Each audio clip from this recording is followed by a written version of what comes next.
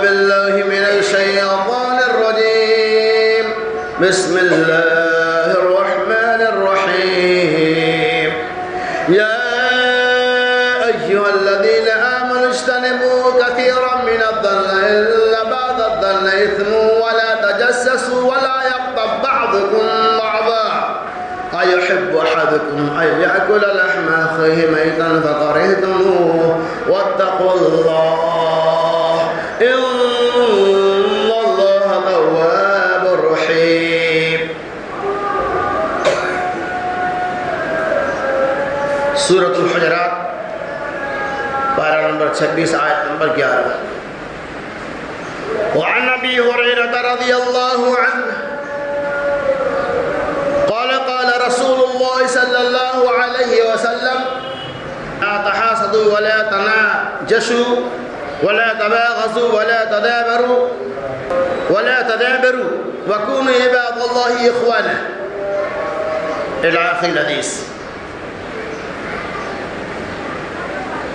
وعن أبي هريرة رضي الله عنه قال قال رسول الله صلى الله عليه وسلم إياكم والزن فإن الزن أكذب الحديث رواه البخاري.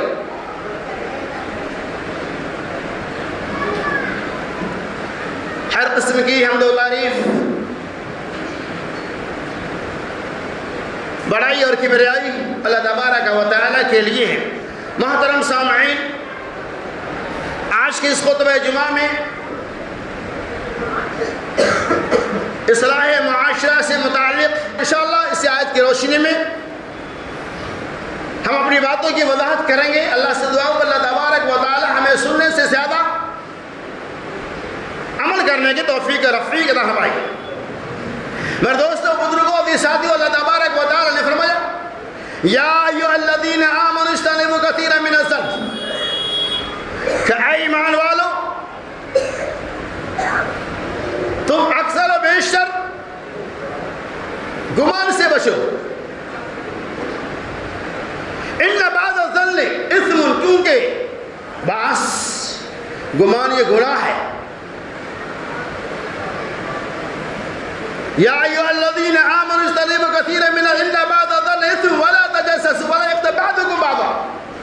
اور تم میں کا کوئی بھی آدمی ایک دوسرے کے ٹوہ میں نہ بڑھے، ایک دوسرے کے پیچھے نہ بڑھے. أَيُحِبُّ أَحَدُكُمْ أَن يَأْكُلَ لَحْمَ أَخِيهِ وَلَا يَغْتَبْ بَعْضُكُمْ بَعْضًا. اور نہ ہی تم میں سے کوئی کسی کی غیبت و جغلخوری کرے. أَيُحِبُّ أَحَدُكُمْ أَن يَأْكُلَ لَحْمَ أَخِيهِ، کیا تم میں سے کوئی آدمی اس بات کو پسند کرتا ہے کہ اپنے مرے ہوئے بھائی کا گوشت کھائے؟ فَكَرِهْتُمُوهُ، تو تم اسے ناپسند کرو گے. فَاتَّقُوا اللَّهَ، اللہ سے ڈرو. ان اللہ تواب الرحیم، بے شک اللہ تبارک و تعالی توبہ کو قبول کرنے والا اور رحم کرنے والا ہے. اس آیت پاک کے اندر اللہ تبارک و تعالی نے ہم تمام مسلمانوں کو معاشرے کی اصلاح کی طرف اشارہ کرتے ہوئے ایک اہم پیغام دیا ہے، جو پیغام تمام دنیائے انسانیت کے لیے لازم مرسوم ہے. جس پیغام ربانی کے اوپر، جس پیغام الہی کے اوپر تمام ایمان والوں کو عمل کرنا لازم مرسوم ہے. اگر ہم اس پہ عمل کرنا ترک کر دیں گے تو ہمارے اندر بے شمار خرابیاں اخروی اعتبار سے بھی اور دنیاوی اعتبار سے بھی داخل ہو جائیں گی. اسی آیت پاک کی ترجمانی حدیث پاک کے اندر بیان کی جا رہی ہے. حضرت ابو ہریرہ رضی اللہ تعالیٰ عنہ کہتے ہیں رسول اللہ صلی اللہ علیہ وسلم نے ارشاد فرمایا لا تحاسدوا ولا تناجشوا، کہ تم لوگ آپس کے اندر ایک دوسرے سے حسد نہ کرو. ولا تناجشوا، اور نہ ہی بے بے کرو، اور نہ ہی بولی بولو، بھاؤ پہ بھاؤ چڑھاؤ. ولا تباغضوا، اور نہ ہی کینہ کپٹ رکھو. ولا تدابروا، اور نہ ہی رشوہ و ناحیتا کو منقطع کرو. ولا یبیع بعضکم علی بیع بعض، اور بے نہ کرو.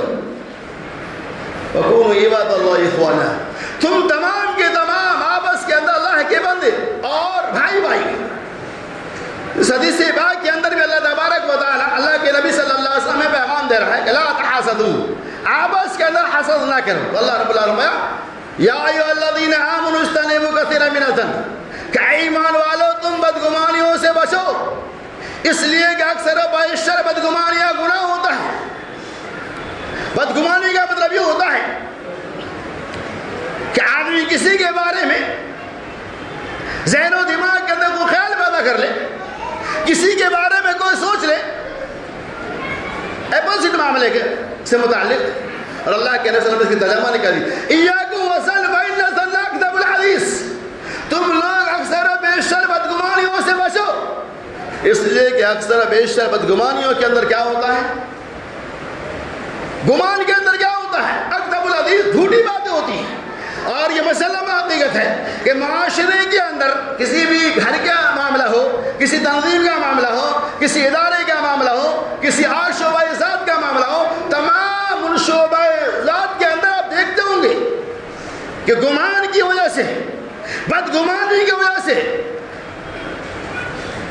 بڑے بڑے ادارے کے اندر تانا تشریح کا ماحول، بڑے بڑے ادارے کے اندر انتشار، لڑائی جھگڑے کی نوبتیں آ جاتی ہیں. یہ بدگمانی بہت بری چیز ہے. کسی کے بارے میں آپ اگر بدگمانی پیدا کر لیے تو یقیناً اس کے ذریعہ انتشار پیدا ہوگا، اس کے ذریعہ جو معاملہ ٹھیک ٹھاک چل رہا ہے اس کے اندر بگاڑ پیدا ہو جائے گا. تو اللہ تبارک و تعالیٰ یا ایھا الذین آمنوا اجتنبوا کثیرا من الظن، کہ ایمان والو اکثر و بیشتر بدگمانیوں سے بچو.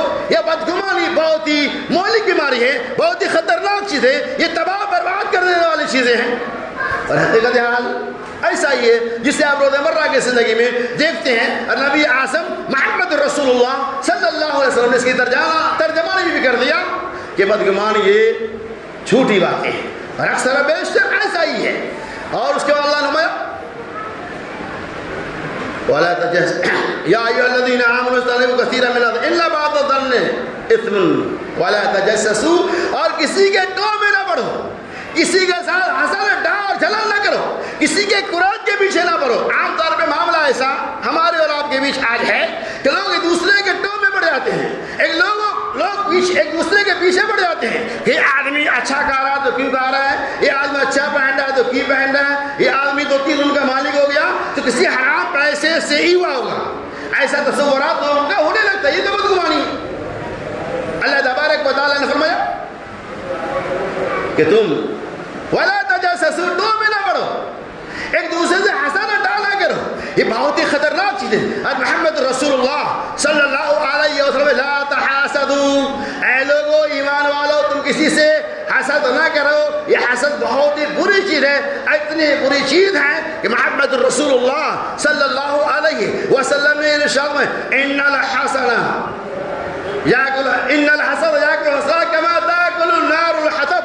اللہ کے نبی صلی اللہ علیہ وسلم ان الحسد، بے شک حسد وہ خطرناک چیز ہے کہ جو نیکیوں کو ویسے ہی کھا جاتی ہے، کما تاکل النار الحطب، جس طرح سے لکڑی آگ کو کھا جاتی ہے. یعنی آپ کو نیکی کے کاموں کو انجام دیتے ہیں، اپنے دلوں کے اندر بھائی سے متعلق بدگمانی رکھتے ہیں، حسد ڈایا کرتے ہیں، آپ کے سینے میں کینہ بھرا ہوا ہے. محمد رسول اللہ صلی اللہ علیہ وسلم اس کینہ کی وجہ سے آپ کی نیکیاں رائے گاہ ہو جائیں گی. اس کینہ کی وجہ سے، حسد کی وجہ سے آپ کی نیکیاں خاک اس طرح ہو جائیں گی. اس کی ترجمانی دیکھیے، بخاری شریف کی روایت ہے. رسول اللہ صلی اللہ علیہ وسلم نے ارشاد فرمایا اللہ تبارک و تعالی ہر سوموار اور جمعرات کے دن جنت کے دروازوں کو کھولتا ہے. مشرک کے علاوہ سارے لوگوں کی بخشائش ہو جاتی ہے سوائے مزید 2 لوگوں کے. وہ 2 لوگ کون ہیں؟ وہ ہیں جو آپس میں بغض اور کینہ کپٹ رکھے ہوئے ہیں. اللہ کے فرماتے ہیں جب تک وہ دونوں آپس میں کینہ کپٹ کو ختم نہ کر لے، صلح نہ کر لے، اللہ تبارک و تعالیٰ کے یہاں سے فیصلہ نہیں آئے گا. فیصلہ معلق رہتا ہے. اتنا خطرناک یہ چیز ہے. لیکن آج ہمارے دلوں کے اندر کینہ، مسلمانوں کو کینہ، اپنے بھائیوں کے لیے صفی نہ ہونا چاہیے، اپنے بھائیوں کے لیے ہنسی نہ ہونا چاہیے. لیکن معاملہ بالکل برعکس ہے. غیروں کے سینہ غیروں کے لیے حسینہ ہے، اور ہمارا سینہ اپنے بھائیوں کے لیے کینہ سے بھرا ہوا ہوتا ہے. ہمارے سینے کو بھائیوں کے لیے صفی نہ ہونا چاہیے، ہمارا سینہ بالکل پاک صاف ہونا چاہیے. لیکن نہیں، ہمارے بھائی اگر ترقی کر رہا ہے تو ہمیں اس پہ خوشی کے بجائے حسد اور ڈاہ پیدا ہو جاتا ہے کہ اس کی جو خوشحالی ہے اس کا خاتمہ کا. حسد کا معنی یہی ہوتا ہے, حسد کا معنی یہ ہوتا ہے کہ سامنے والے کے پاس جو نعمتیں ہیں, جو خوشحالیاں ہیں, جو صحت ہے, تندرستی ہے, مال ہے, دولت ہے, اس کو دیکھ کر آپ حسد کریں, اور اس معنی میں کہ اس کی نیکیاں, اس کے پاس جو نعمت ہے اس کا خاتمہ کیسے ہو جائے. لیکن آپ اس طرح کرتے ہیں. ایک حسد ہوتا ہے, ایک رشک ہوتا ہے. اسلام کے اندر رشک کرنا جاتا ہے. رشک کا معنی یہ ہوتا ہے کہ اللہ تبارک و تعالیٰ تو نے فلاں بھائی کو صحت مند بنایا, اے رب العالمین فلاں بھائی 2 روم کا مالک ہے, اے اللہ ہمارے اندر بھی رزق کے اندر کشادگی کر دے تاکہ بھائی کی طرف سے ہمارے پاس بھی کچھ رہنے بسنے کا گھر ہو جائے. اسے رشک کہتے ہیں. اے اللہ اس کے پاس دولت ہے, وہ خرچ کر, اللہ ہمیں بھی دولت دے دی, یہ رشک جاتے ہیں. لیکن حسد یہ ہے کہ آپ ان کی زوال نعمت کے لیے بد دعا کریں کہ ان کی نعمت رائع ہو جائے, ان کی دولت برباد ہو جائے. وہ کیسے مالدار ہو گیا؟ اس سے ہمیں اور آپ کو بچنا چاہیے. اللہ فرمایا لا تحاسدوا, حسد نہ کرو, ڈر نہ کرو.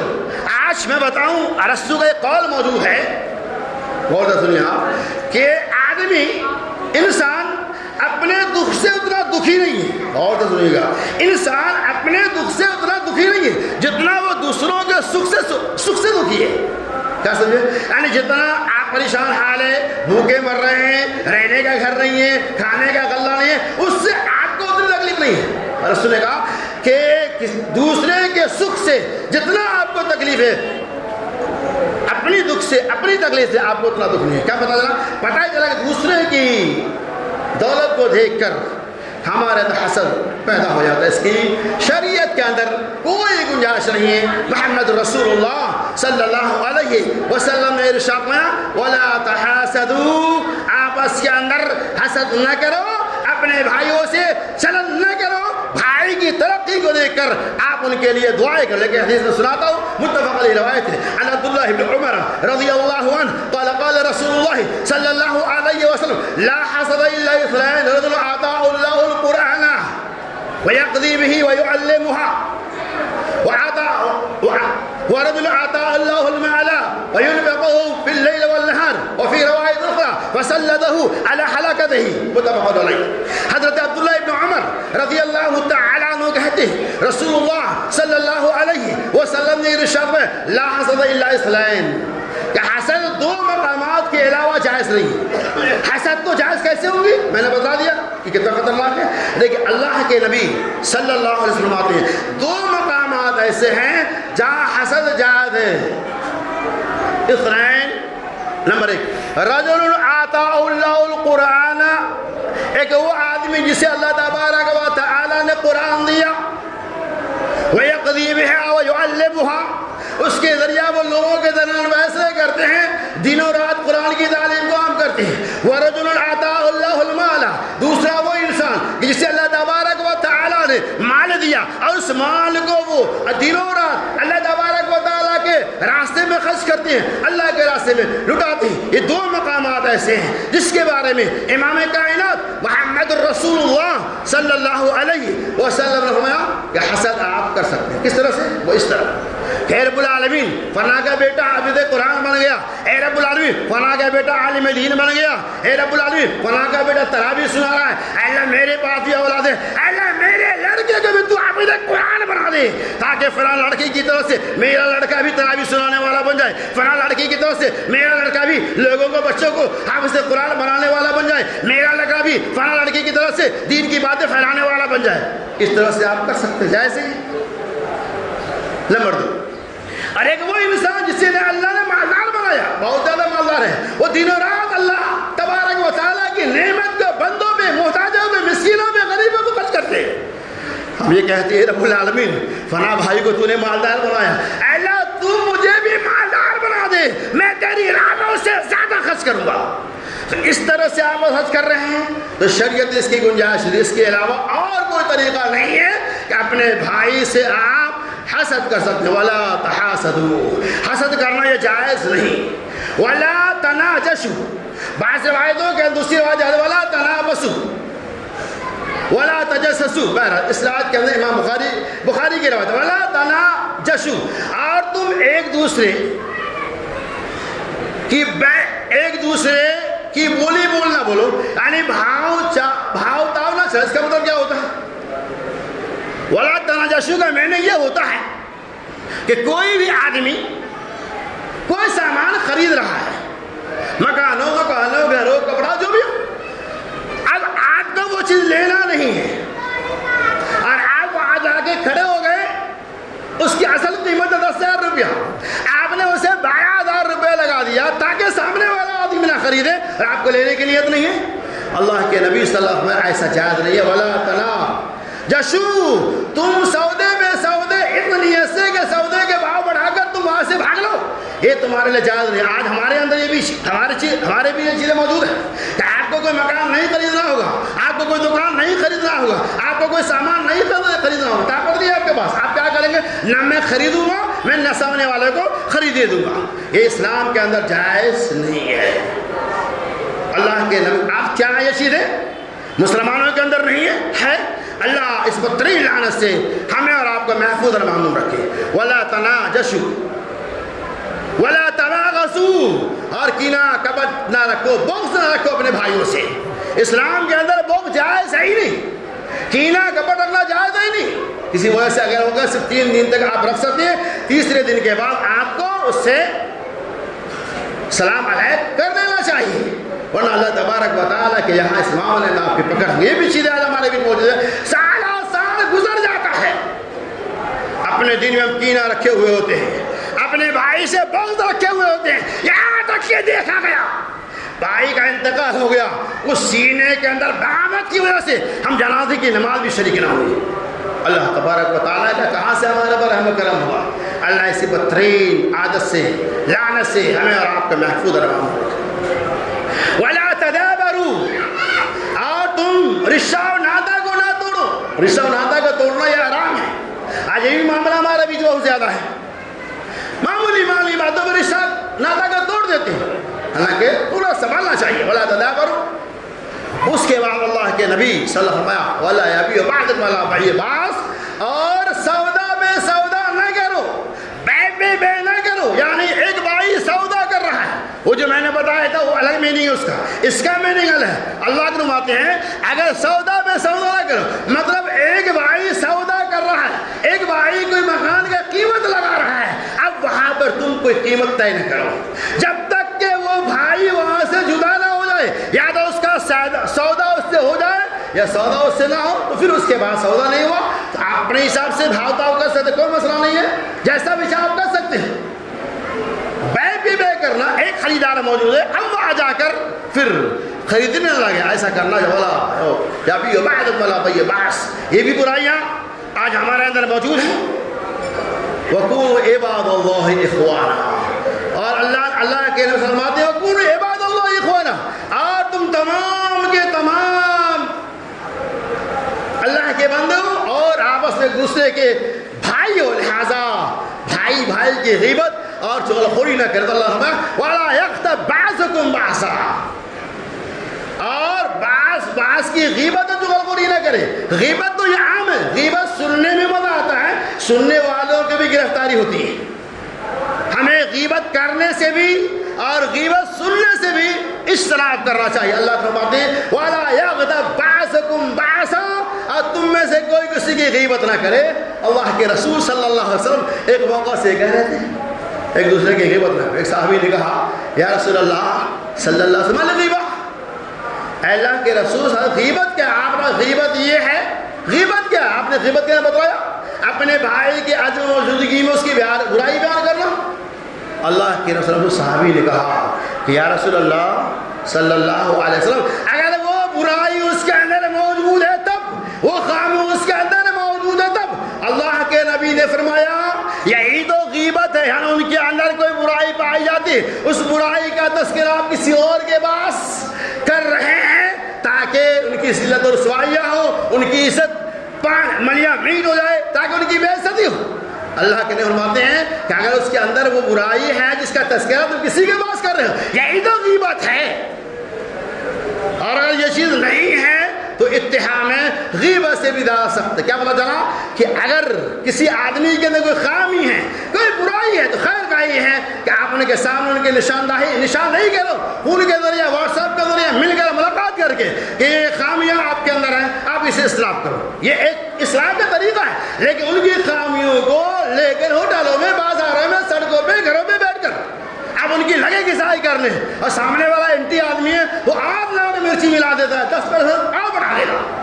قرآن نے کہا وَلَا يَغْتَبْ بَعْضُكُمْ بَعْضًا، ایک دوسرے کی تم غیبت چغل خوری بیان نہ کرو. یہ کتنی مولد چیز آئے سن لیجیے. ماں عائشہ رضی اللہ تعالیٰ عنہ ایک مرتبہ صفیہ رضی اللہ تعالیٰ عنہ بیٹھی ہوئی تھی، آئی وہ چلی گئی. محمد رسول عائشہ رضی اللہ تعالیٰ عنہ کہتی ہیں جانے کے بعد، ارے صفیہ تو ٹھینگی ہے، یعنی صفیہ تو چھوٹے قد کی ہے، قد قامت چھوٹی تھی. جانے کے بعد اللہ کے نبی عائشہ تو نے کیا کہا، سن لے تیری اس بات کو اگر سمندر میں ڈال دیا جائے گا سمندر کا پانی بگڑ جائے گا، سمندر کے پانی کا رنگ فرق پڑ جائے گا، اس کا رنگ بدل جائے گا. تو نے کتنی بڑی بات بول دی. کیا پتا چلا؟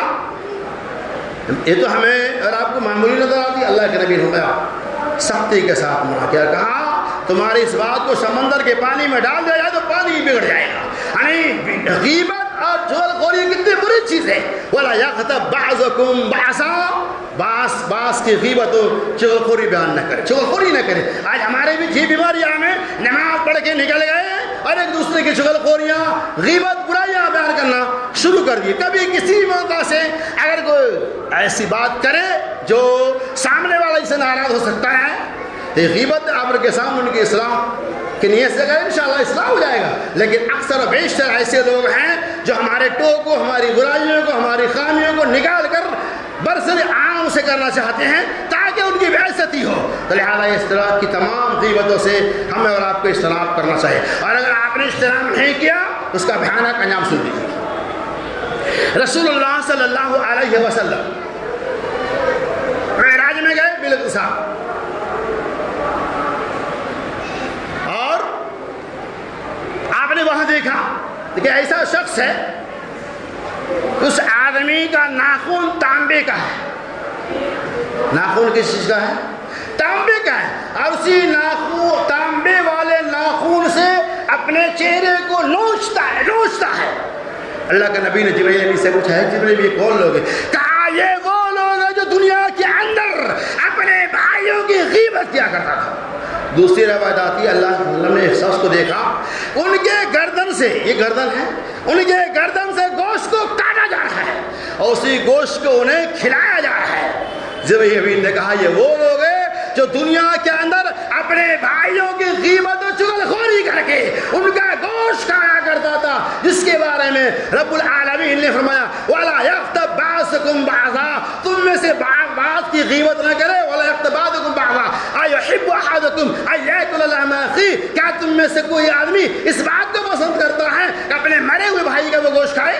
کرے تم اس سے ناپسند کرو گے. یہ وہ انسان ہے جس نے دنیا میں اپنے بھائی کی غیبت کر کے گوشت کو کھایا تھا، آج اللہ اسے گوشت کھلا رہا ہے.